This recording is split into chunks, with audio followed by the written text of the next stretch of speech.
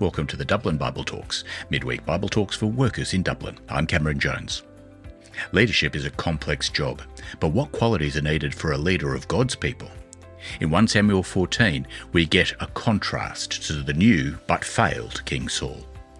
And please consider joining us live on Wednesdays from your workplace, 1 p.m. Dublin Time on Zoom.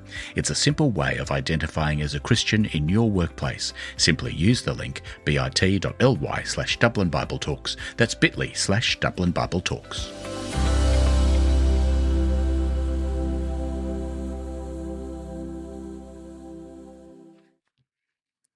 What do you value in a leader? Well, when we're honest about it, truly considered, we know that the world is a complex place and leadership is a complex job. But what qualities are needed for a good leader? The father of business leadership genre in the Western world is a man called Dale Carnegie. He wrote a book called How to Win Friends and Influence People, and he has, in his list, these qualities. Show a genuine interest in others, building meaningful relationships. Give honest and sincere appreciation. Arouse in others an eager want. Be a good listener. Respect others' opinions. Give people a reputation to live up to. Another author in that field, Stephen Covey, wrote a book called 7 Habits of a Highly Effective Person. Be proactive. Begin with the end in mind. Put first things first. Think win-win. Seek first to understand, then to be understood. Synergize. Sharpen the saw. Steve Jobs and Jeff Bezos and Musk and Buffett, they're reputed to have been influenced by people like Machiavelli. He's worked The Prince, and Sun Tzu, who wrote The Art of War. Machiavelli wrote, "It is better to be feared than loved. You cannot be both. The ends justify the means. Avoid being hated, but don't worry about being disliked. Never keep your word when it goes against your own interests," says Machiavelli. Sun Tzu, in his work on war, says, if you know your better and if you know your enemy and know yourself, you have no need to fear in battle. Subdue the enemy without battle. Appear weak when you are strong, and strong when you are weak. That's all advice for how to be a leader. What do you look for in a leader? Decisiveness, initiative, energy, personality? The narrator of the story that we've been looking at from so long ago has described King Saul, Israel's first king, as having some real leadership qualities. In chapter 9 and chapter 10, we've been constantly reminded that he looks impressive. He's been very good in battle in chapter 11. He's demonstrated a level of humility in chapter 9. Decisive in his defence of Jabesh Gilead against the Ammonites, but restrained regarding personal vengeance. Yet last week we saw that he has been disqualified from kingship of God's people Israel. Not because of a lack of leadership qualities like those that we have listed above, but because he was not completely obedient to God's command. Oh, it looked like he was taking initiative in an impossible situation. He said he had to force himself to do it. He didn't want to do it. And it may seem to us that he was making an offering to God before battle. We might think that that's a small thing. We might even think it's a wise thing to have done in the circumstances. But our thinking it might have been wise, our thinking it might have been the only thing he could have done, just demonstrates how differently we see things compared to the narrator of this story, compared to Samuel, who was the prophet, compared to God, compared to God's point of view. In chapter 14, what we have is an account that is a clear contrast to Saul. We'd left the armies of the Philistines and the Israelites facing each other, and the day of battle dawns.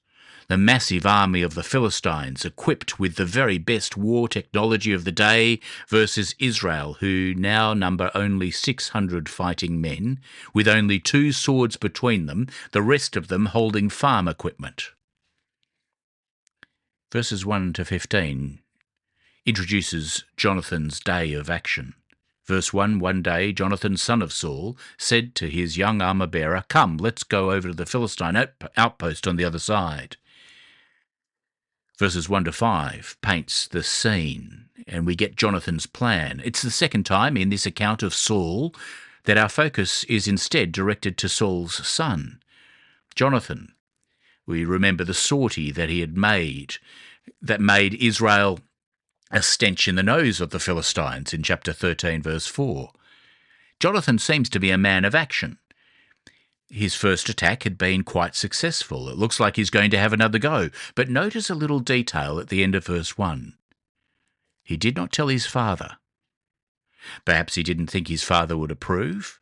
Maybe the two are quite different people. Verses 2 and 3. While Jonathan is conceiving his bold action, we find Saul is back in the hills. He's staying on the outskirts of Gibeah in the pomegranate cave or under the pomegranate tree. Likely sitting under a pomegranate tree, Saul's passive while Jonathan is taking this initiative. His company, the company of Saul, well, the people who were with him were about 600 men, including Ahijah, the son of Ahitub, Ichabod's brother, son of Phinehas, the son of Eli, the priest of the Lord in Shiloh, who's wearing an ephod. Now compare the son with the father. Jonathan has an armour-bearer, whereas Saul has 600 men and a priest from a disgraced family. That's whose attention we're put on. Remember Ichabod? His name meant, "Where is the glory?" He was the son of the corrupt Phinehas, who'd been the son of Eli. And all of that generation had died on the same day under the terrible judgment of God. Their downfall marked the day when the glory has departed from Israel, back in chapter 4. And now Saul, on the brink of losing his kingdom, has their descendant by his side. His armies shrunk to 600, a fraction of the former size, and crucially, in the second half of verse 3, the people didn't know that Jonathan, Saul's son, had gone. Neither Saul nor any of his men has any idea of what Jonathan's doing with his daring move. In verses 4 and 5, we get a description of the terrain. Geography always plays a significant part in battles, and Jonathan takes a route that has tooth-like rocky crags, significant enough features that they're named, and they give cover for Jonathan and his armour-bearer. We're ready for the action. Verses 6 to 15, we have the battle. Jonathan has something to say first, though, and his words make a lot of sense of what makes a lot of sense of what is to come. Look at the confidence that Jonathan has. In verses 6 and 7, Jonathan says to the young armour-bearer, "Come, let's go over to the outpost of those uncircumcised men." That means those people who are outside the covenant of God, the enemies, the nations, this case, the Philistines. Perhaps the Lord will act on our behalf. Nothing can hinder the Lord from saving, whether by many or by few. Now that's important to catch. See, Jonathan showed no fear of the Philistines, calling them simply the uncircumcised. Now that's a phrase that we find that David uses, talking of the great giant Goliath in chapter 17. But this expression of Jonathan is not just youthful overconfidence. No, what we see here is an expression of faith. Verse 6, "Nothing can hinder God from saving by many or by few." See the contrast the narrator is presenting between Jonathan and his father Saul. Saul, seeing his troops scattering and his opposition growing, had acted foolishly, disobeying God's direct command in chapter 13, verse 11. But Jonathan, with just one companion, trusted that God could save. Whether he had a mighty army or whether God has nothing else at all. After all, we've already learned, haven't we, that the God of Israel has done it before? In chapter 7, God used Israel's army and fought and won the battle. But in chapter 5, God had fought a battle without needing even one. And so Jonathan's confidence and his words are just like another who's about to break onto the scene in chapter 17, standing before that Philistine giant who would say, "The Lord who delivered me from the paw of the lion and the paw of the bear will deliver me from the hand of the Philistine." But back to Jonathan. He's here expressing the truth that is central to all people who depend on God. Those people recognise that God's power is unlimited. We've learnt it all the way through the Bible.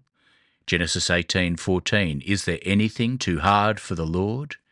Job 42, verse 2, "I know that you can do all things." Jeremiah 32:17, "Nothing is too hard for you." Luke 1:37, "Nothing will be impossible with God." Matthew 19:26, "With God all things are possible." Mark 14:36, "Abba, Father, all things are possible for you." Dependence, another word for faith. Dependence on God is only possible when we grasp his power. If you doubt that nothing can hinder him, then you won't rely on him. But true faith doesn't presume on God's power. Notice how Jonathan doesn't approach God with a name-it, claim-it attitude as he says these things.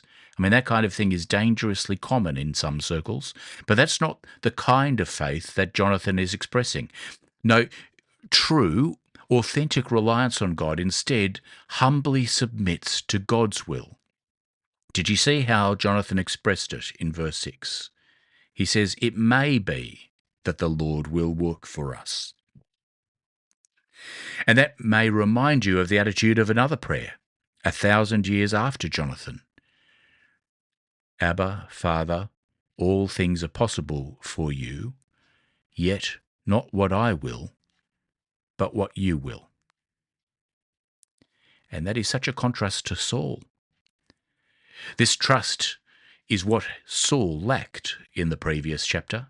If only Saul had trusted in God's power, in God's wisdom, in God's goodness, Saul would not have disobeyed, even in desperate situation. It's a failure of faith that has cost Saul the kingdom. But we find that Jonathan is not alone in his faith. It is shared by his armour-bearer, who responds in verse 7, "Do all that is in your heart, do as you wish. Behold, I am with you, heart and soul." That's what trust in God looks like, the trust of Jonathan and his armour-bearer. And so Jonathan lays out his plan. Verse 8, "Behold, we'll cross over to the men and we'll show ourselves to them. And if they say to us, 'Wait until we come to you,' then we will stand still in our place and we will not go up to them. But if they say, 'Come up to us,' then we will go up, for the Lord has given them into our hand, and this shall be a sign to us." At a point in the valley, Jonathan and his armour-bearer would step out from behind the cover and gauge the Philistines' response. Now, they've got no guarantees, only, verse 6, "It may be that the Lord will work for us." And so they put the plan into action, verses 11 and 12. Both of them showed themselves to the garrison of the Philistines, and the Philistines said, "Look, Hebrews are coming out of the holes where they've hidden themselves." And the men of the garrison hailed Jonathan and his armour-bearer and said, "Come up to us, and we will show you a thing." And Jonathan said to his armour-bearer, "Come up after me, for the Lord has given them into the hand of Israel." The Philistines took them for being the cowards crawling out of their holes in hiding, and they mock them rather than taking them seriously. Jonathan sees the situation differently. The Philistine taunt is the sign he has been looking for of God's intent for that day. And so, verses 13 to 15, Jonathan climbs up on his hands and feet and his armour-bearer after him, and they fell before Jonathan and his armour-bearer and killed them after him. And at the first strike which Jonathan and his armour-bearer made, he killed about 20 men, as if they were half a furrow's length in an acre of land. And there was panic in the camp, in the field, and among all the people.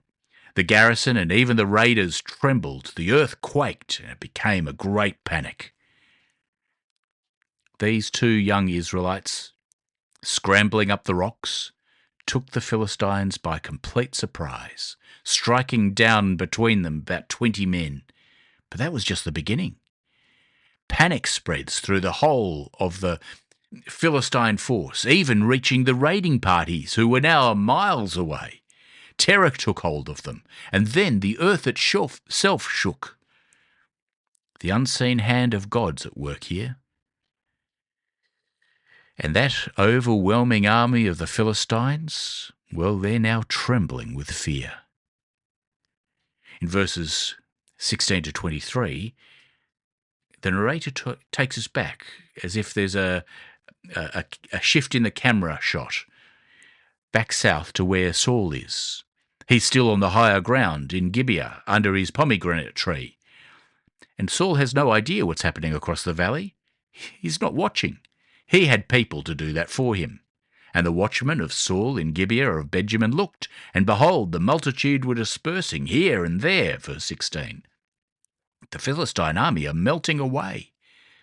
Those ice-hard Philistines turning to water, flowing away like rivulets in the thaw of God's powerful heat. In hearing this, Saul snaps to attention. Had someone from his own camps set this off? Saul says to the people, verse 17, "Count and see who's gone from us." And when they counted, behold, Jonathan and his armour-bearer were not there. Saul hadn't even noticed his own son was missing. Remembering his son's previous action against the Philistines, he does what is beginning to be a bit of a pattern for him. He does something slightly panicked and religious-looking. Verse 18, Saul says, "Bring the ark of God here," for the ark of God went at that time before the people of Israel. Was he planning to take the ark into battle? We remember what happened last time Israel tried that. It was a disaster in chapter 4. Perhaps, maybe it's more likely that he intended to seek God's guidance, like used to happen in the period of the Judges, like in Judges chapter 20, verse 27. But he abandons that plan fairly quickly. Verse 19, "Now while Saul was talking to the priest, the tumult in the camp of the Philistines increased more and more. So Saul said to the priest, withhold your hand. No need for the ark now. Things are moving too quickly for that." The rising noise from the Philistine camp told Saul all he needed. His enemies were in chaos. And what does he do? Well, this is the moment for a great king to step in. Saul and all the people who were with him, verse 20, rallied and went into the battle. But the fight's already won. Every Philistine's sword who was against his fellow, and there's great confusion. And then, verse 21, unexpected reinforcements arrive. The Hebrews who had been with the Philistines before that time and had gone up with them into the camp, even they turned to be with the Israelites who were with Saul and Jonathan. Likewise, when all the men of Israel who had hidden themselves in the hill country of Ephraim heard that the Philistines were fleeing, they too followed hard after them into battle. Those who had once fled in fear back in chapter 13 now rejoined the fight. It seems that there are also people who had been Israelites but fighting for the Philistines. They changed their opinion about who's likely to win that day, and they changed sides back to the winning side. But our narrator makes it very clear that Saul has nothing to do with this victory. What you notice also in verse 23 was it also was not Jonathan who saved the day. No, the Lord saved Israel on that day. Jonathan had trusted that it may be that the Lord will work for us, and that is exactly what God has done. God had once again demonstrated that he is the God who saves his people. Now the battle isn't over yet. The battle passes, verse 23, beyond Bethaven. The Philistines are in full retreat, but the events of that day are a long way from being finished. The next instalment in chapter 14 is going to bring unexpected turns. But let's wrap up this little section here. This little account of Jonathan draws a real contrast of what we saw in his father, Saul, in the previous chapter. Saul, in the previous chapter, demonstrated foolish disobedience. Jonathan demonstrates humble faith. Now, we might sympathise with Saul. I mean, we know how hard it is, don't we, to fully trust God? But in Jonathan we get a glimpse of the kind of leader that we need. One who knows God's power, one who knows God's wisdom, one who knows God's goodness enough to trust God completely. And the Bible's message, friends, is that a leader like that has come. The first man ever to fully trust and obey God. The one who humbled himself by becoming obedient to the point of death, even death on a cross. Philippians 2 verse 8. And we look to Jesus, the founder and perfecter of our faith. Hebrews 12 verse 2. Jonathan, like that list of faithful in Hebrews chapter 11, points us to Jesus. Consider Jonathan in this story, friends, and let him lead you to considering Christ. Of course, the battle we fight today is a different type of battle to the battle fought by Israel, recorded in chapter 14 of 1 Samuel, fought 3,000 years ago. Over the years since Jesus, and even today, people have taken these stories and tried to apply them as if Jesus had not come to fulfill these events, as if the physical battles of the Old Testament were not pointers to the much more significant battle that needed to be fought. No, we are not involved as Christians in fighting battles between nations. No, we are following the one who won. We are following the one who won the battle, the great battle. We follow King Jesus, the one who defeated death on the cross. On the cross, he defeated the one who had the power to accuse us of sin and death, and cancelling the record of debt that stood against us with its legal demands. This he set aside, nailing it to the cross. He disarmed the rulers and authorities and put them to open shame, triumphing over them in him by the cross. There's no physical battle on earth that can contribute to that victory. Not on the global stage. There is no Christian nation fighting the enemies of God in that way. There is no Christian corporation that will defeat the immorality of this world. No great global influencer who will turn things around by their becoming Christian or spruiking Christian values. No. The army of Christ's people are now from all nations and tribes and tongues, and our weapons are not swords or guns or bombs or money or markets or social influence. For though we walk in the flesh, we are not waging war according to the flesh. For the weapons of our warfare are not of the flesh, but have divine power to demolish strongholds. And we do not seek to advance anywhere ourselves as if we could take the ground. No, our Lord, who has won the great victory, equips us simply to stand on the ground that he has won, the ground of our rescue from sin and death, giving us his armour to perfectly protect us. And the only offensive weapon we have is a sword, the sword of the Spirit, that is God's own word. And we are called to trust in his victory, even when it feels hopeless, even when Christians look defeated in this world, even when it looks like we could get good practical help elsewhere that looks far more like victory that we'd like to see. No, we look to Jonathan and follow his example and see that he, like an arrow, points a line directly to King Jesus.